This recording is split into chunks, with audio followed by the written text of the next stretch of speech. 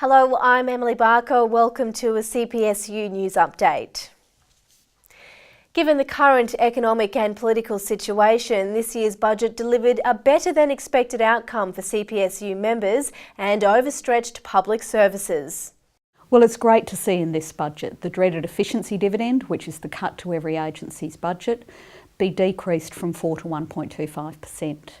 Now, what that means is less pressure on jobs and services, and it's something that CPSU members have campaigned strongly on. So that's a real win. However, the overall size of the public service will still decline by around 1,000 positions, and government will still claw back $580 million by saving on travel, accommodation and consultants. But the CPSU warns this is nothing compared to what Tony Abbott is proposing if he's elected. Well, Tony Abbott is promising massive cuts to services that the Australian community relies on. He said he'll cut 12,000 jobs just for starters, and we can expect cuts that are much deeper, like we've seen with Campbell Newman in Queensland.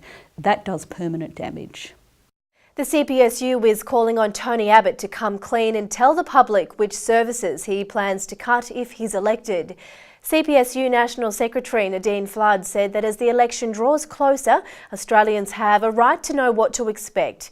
In his budget reply speech, Mr Abbott was big on rhetoric but shy on detail when it came to his plans for the public sector.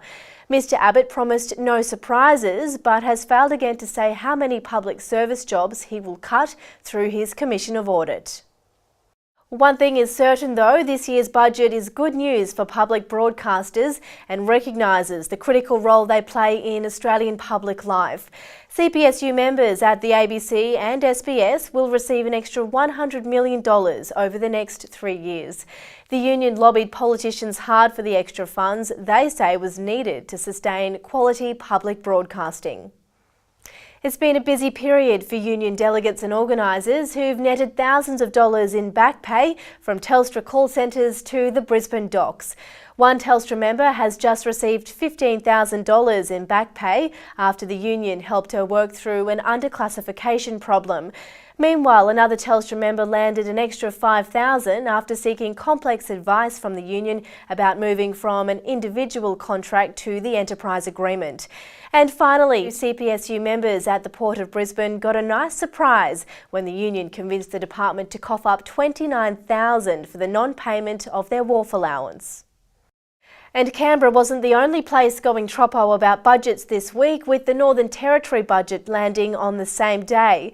Thanks to the newly elected Country Liberal Party, unions and community groups were excluded from the traditional budget preview. So CPSU members had to attend Parliament House to hear the details. However, they were refused entry because they were wearing their Cuts Hurt t-shirts. But instead of getting shirty about the lockout, the quick-thinking members turned their t-shirts inside out and marched back in to get their budget news, which unsurprisingly contained more nasty cuts to Territory services.